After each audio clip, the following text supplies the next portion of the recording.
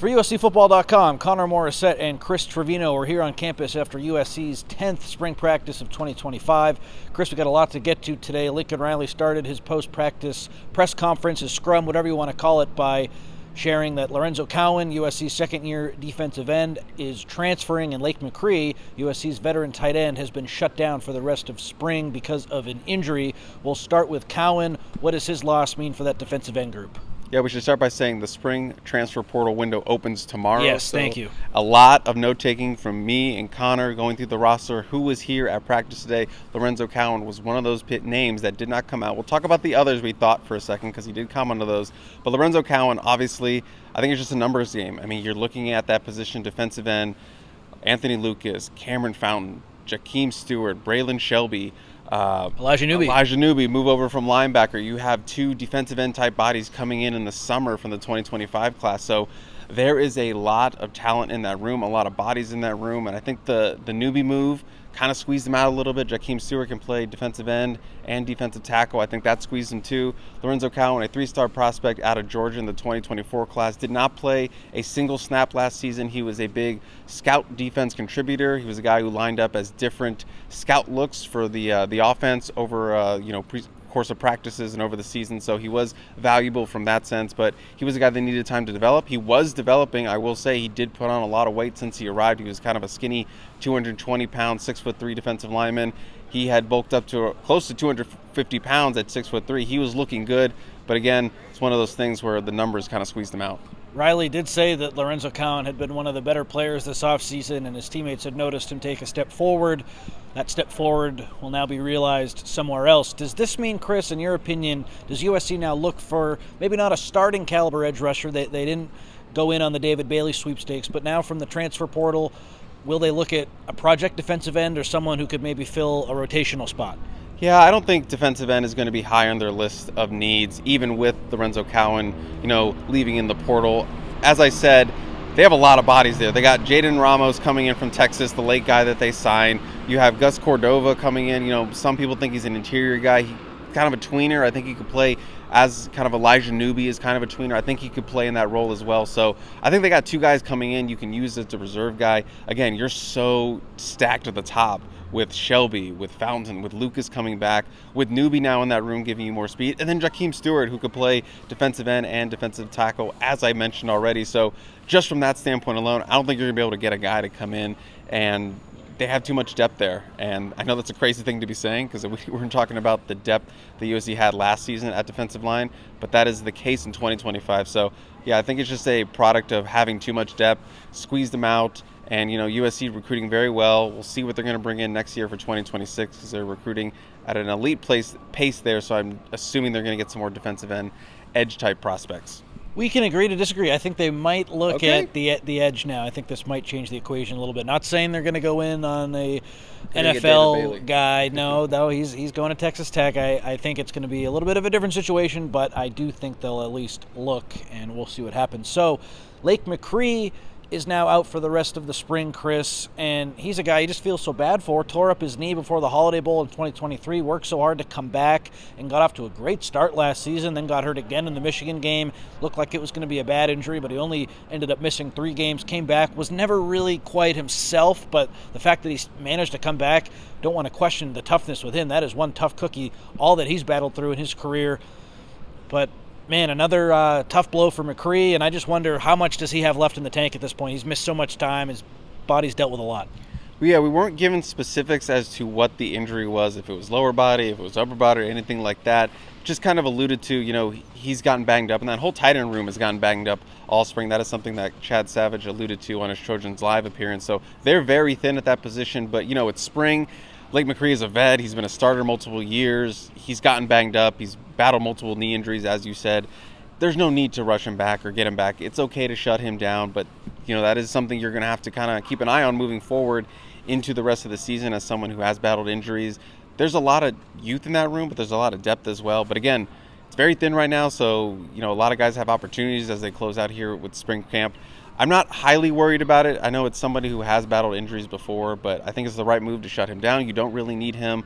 You can get those young guys when they get back some full reps. Walker Lyons, Walter Matthews, Joey Olson, Nella Tupou, get those guys those looks and those reps in spring camp, which is what it's for, development. So, you hope Lake fully healthy comes summer because he is supposed to be a big part of this team. I know the tight end room hasn't produced that much, didn't have a single touchdown last year, but you're hoping that this could be a year they can finally contribute a little bit offensively, but they will be needed as blockers in 2025. Walker Lyons now is a big opportunity, and he talked about that after practice, that he's working on coming out of his routes, the breaks at the top of his routes. That's something that he's prioritizing this offseason. With the McCree injury, Chris, I could actually see now that the rosters are expanded, USC potentially looking at a tight end in the portal. If everyone is healthy, I don't think they would, but with some of these injury concerns, that would not surprise me at all. So we'll have to see what tomorrow brings and what the next week brings. I think it's actually 10 days that the portal will be open, so that'll be another position to watch. I don't rule anything out except at quarterback, but even we've seen some crazy stuff happen, so let's not get ahead of ourselves there. With practice today, a bunch of recruits on campus once again. It's just so crazy how this new personnel staff, they're able to get these guys on campus. It's just night and day from what we've seen in the past. Here are some of my observations from today. So the new analytics hire, Connor McQuiston, he was there in practice today. Keyshawn Silver and Mekhi Lemon came out, and they look to be full go. I don't know if they're totally participating in the 11v11 or 7-on-7 periods that we can't see, but it's clear that they've taken a step forward because previously they weren't doing a whole lot. So those are two contributors that look to be healthier now, so that's good. The tight ends are limited, as we talked about. We saw Lincoln Riley, Chris, working with Corey Sims, Hassan Longstreet, Prince Strawn. Dennis Simmons was in there too during one warm-up drill for the receivers and the quarterbacks. Riley was really working with Sims on some route running stuff, and he talked about how after Riley did that, Strawn has really taken a big step forward. It was cool to see Riley working so closely with those two receivers. We saw Kamari Ramsey working at nickel, and with that A group in the secondary, DJ Harvey and DeCarlos Nicholson were the corners, Bishop Fitzgerald and Christian Pierce were the safeties. That linebacker was Eric Gentry and Desmond Stevens. We'll see what Kamari Ramsey's true position is come the fall, but he is working at nickel a little bit. I know I'm throwing a ton at you. We can break it all down here. And then on the offensive line, not really a surprise, DJ Wingfield at left guard, Alani Noah at right guard, and Big General Reed at center. I think that's going to be that starting group for the interior offensive line. I throw a lot at you there, Chris. Anything you want to respond to? I just want to point out this was a lighter practice. This was not a full pads practice, which we've seen. It feels like every day we've covered has been a full pads practice since they've been able to go full pads. This was just helmets, shorts, and then the simple soft padded known as the spider. So it was a much lighter practice here today on the field. All great observations. I think Kamari Ramsey, kind of the nickel situation, that is an interesting thing. Which Riley mentioned. That wasn't a total surprise because Riley said, hey, we asked him who's the nickel. He said Prophet, and then Kamari Ramsey was the second name. Obviously, Danton Lynn loves versatility when it comes to this scheme. He loves defensive backs that can play multiple positions. They might play three safeties, one of them being at the nickel position. So this is just something, it's spring. This is what it's for, to look guys at different positions, move them around, get them cross-trained at other areas. And obviously, this is only going to help his NFL stock and his NFL value as a guy who can play multiple positions in the ever-changing NFL. So I think it's a good move, and he's your best secondary player, and you want to move him all around the field, get matchups for him. Yeah, so this is a good move. And again, it's spring. We'll see where it actually ends up come fall, but I think that is one of the more notable cross trains we've seen so far in camp. We saw a lot of Prophet Brown working at nickel previously. Today he was with the regular corners working with that second group alongside Marcellus Williams. I wonder, Chris, if USC's at its absolute best, assuming they don't add a defensive back, which I actually think they will, but right now, are they at their best with Kamari Ramsey, Christian Pierce, and Bishop Fitzgerald all being on the field at the same time? I think you can make that argument. Absolutely, and that is something we've heard preached from multiple secondary coaches, which is the best five are going to play regardless of position. I actually kind of believe it with Danton Lynn this time around. So, yeah, Kamari Ramsey. I just think Christian Pierce needs to show it. This is a guy who hasn't played a lot of defensive snaps. He's been a special teams ace for them and played a lot of special teams, but he needs to show it on the field as a defender, as a true safety, not as a special teams jack of all trades. So we'll see what happens, but yeah, a lot of people penciling in Christian Pierce for a lot of snaps this season, and if he plays really well, that secondary is going to be a lot better because they need someone to step up. He's the first one that people are saying, hey, this is for you. You got to do it. Here's who else you should pencil in for a lot of snaps. Eric Gentry and Desmond Stevens. I don't see them coming off the field much, if at all. Elijah Page, after practice, was asked, who's your MVP of the spring so far? He said, I don't really want to give a name, but if I have to, I'll shout out Eric Gentry. He's been phenomenal. We talk about it a lot, Chris, how Gentry last year, before he got hurt, he was on an All-American pace. If he can stay healthy for a whole season, another year with Danton Lynn, what he brings with his versatility, his size, just his hitting ability, man, it's hard not to be excited about him, and seeing him with that first unit is really exciting.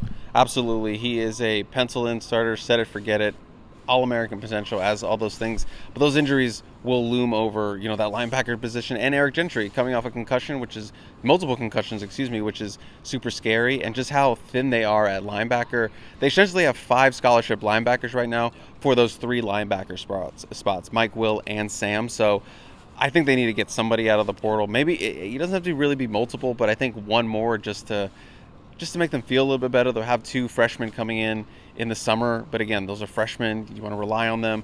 Get someone with experience and, make everyone feel a little bit better. I could see 5 or 6 portal additions similar to last season. I remember Greedy Vance and what's the Wyoming transfer? Gavin Meyer. He came in when it was big. So many names in my head right now. You can get impact guys from the second portal window. How about after practice, Chris? Anything stand out to you from Lincoln Riley or any of the players you talked to? I talked to Elijah Page for a little bit. I asked him about the relationship between the tackle and guard, always so important in terms of communication. Obviously, that's DJ Wingfield, who is now playing that left guard spot next to Elijah Page, no longer Emmanuel Pregnon. He said they bonded really quickly, like almost instantly, and their communication has been really good. Their chemistry has been really good. That's always something you want to hear when, obviously they have 2 new guys coming in there with John Reed and Wingfield, so getting that communication down. And he talked about how he's trying to become more of a vocal leader this year as a second-year starter, projected starter, as a left tackle. He says that's something he is actively working on. It's not something he has reached a peak yet for. He's still trying to be more vocal. Sometimes he catches himself just worrying about himself, but he's like, no, I'm older. I got to be able to talk to everyone, talk to these younger guys. They have a big freshman class in right now, so that is something Elijah Page is really striving for throughout this spring and throughout this entire offseason. I tried to get Lincoln Riley to tell me about the backup quarterback position and didn't really get much other than a detailed breakdown of the 2 guys who it looks like are competing for that spot, Hassan Longstreet, Sam Heward. Riley did mention Hassan Longstreet before Heward. I do think the plan with Heward coming in was you're going to back up the backup and be that third-string guy, but of course it's an open competition, as Lincoln Riley has talked about. Jaden Mayava is not the sure-thing starter right now. Wink, wink. He obviously is, but they're going into this spring treating it like it's an open competition. Couldn't really get a gist of who was leading and who wasn't, but the fact that Riley said Hassan before Sam, I don't know if that's fair to say that indicates he's the backup right now. We'll just have to see. I don't know who's necessarily leading there, but I tried hard to get an answer out of him. Sam Heward talked about how he's familiar with the air raid system. He, I think, was in an air raid system at Cal Poly 2 years ago, and how that's really helped him here at USC. He knows the terminology. He's very comfortable in this offense. It's different than what he ran at Cal Poly, but he feels very at home and just really happy to be at USC. That was a big takeaway I had from him, but nothing on the quarterback spot right now. I do think it'll be Hassan Longstreet when it's all said and done as the backup, but can't say that for sure right now. Have you ever considered Lincoln Riley was playing chess with you and mentioned Longstreet first because he is the third one? And then it's possible. He's an offensive coordinator. He's used to, playing chess match with someone across the field. Don't get into a dancing match with him, Connor. Yeah. I appreciate your hustle, though, trying. Thank you. We also heard from Radumana Babalabuvu. Hope I said that okay. I asked him to say his last name. It's just how it looks. There's just so many consonants in there and letters and vowels, and hope I didn't butcher that too badly. He's playing guard now from defensive line. I don't think we'll see too much of him this year, but he had a pretty good attitude about it. He's a depth piece, a lot of physical attributes that they like, really good wingspan, really athletic, coming out of Army and Navy Academy. They couldn't choose one, so they went with both. But really talented defensive lineman out of a small school, but was a project, needed time to develop, and, they need guard help. They have a lot of defensive tackle depth.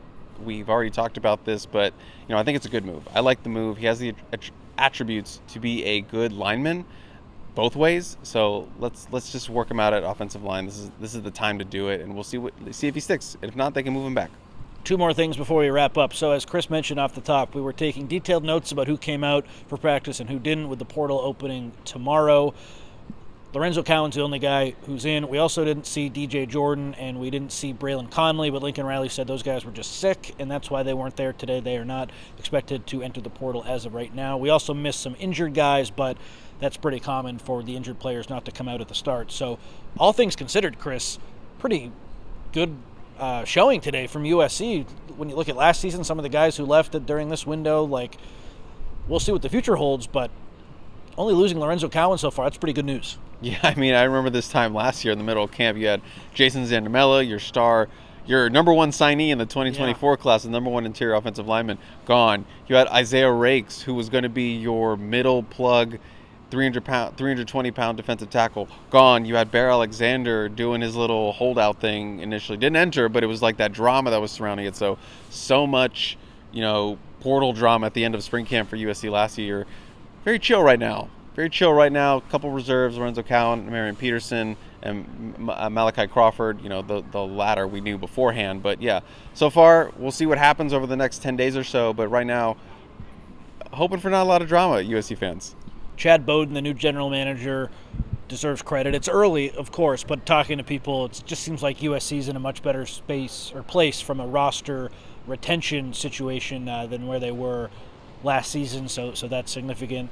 USC, of course, made big strides in their personnel department with all these hires, and it looks like those are paying dividends with the number one recruiting class and just the ability to retain a lot of these guys on the roster. The last thing, Chris, with the portal opening tomorrow, I think it's going to be 5 or 6 guys who USC will bring in. I'm looking all across the roster with these injuries. I wouldn't be surprised if a tight end is in the mix, offensive lineman, wide receiver, defensive back, and linebacker. That's 5. And then earlier I said defensive end as well. That's 6. Is that about what you're looking at too? I know we have a different feeling on the defensive end group. Any other positions you see? Anything else going on? Thoughts on the portal here with one day until it opens? No, I think we're kind of on the same page. It's not defensive end, though. We're not on defensive end. But, yeah, I think it's already shown that they're looking at offensive line already. I think they need another linebacker to round out some depth, even though they have 2 freshmen coming in. I don't think wide receiver is super high on the priority list, but they have room to add one. And you're going to have 10 in the fall. I think you need one more. I think you want to get a little bit more depth. And then, defensive back, I think they need multiple at safety to round out more depth. So you're saying 2 DBs? Yeah, I would say 2 DBs. I think they would like to add another safety because, that room is very youth heavy. You have another one coming in, but that's like 4 freshmen right now with 3 upperclassmen between Christian Pierce, Kamari Ramsey, and Bishop Fitzgerald. Do you want to rely on 3 upperclassmen? And Danton Lynn has shown that if he does not trust you, he is not going to play you. So I think they would want to get at least another veteran in there just to smooth over some of that inexperience. And then cornerback, I think they need to make a play there as well for some more experience to round out that room as well. So we're about the same page, 5 or 6. Yeah, we're not going to agree on DN, but, we'll see. We'll see. It's a big opportunity. USC, they could shore up this roster, and that could be significant towards potentially competing for a league championship or being back where they were last season. These next few weeks here are going to be huge. He's Chris Trevino. I'm Connor Morrissette. This has been Instant Analysis. We'll be back on Thursday with another video. We'll see you then.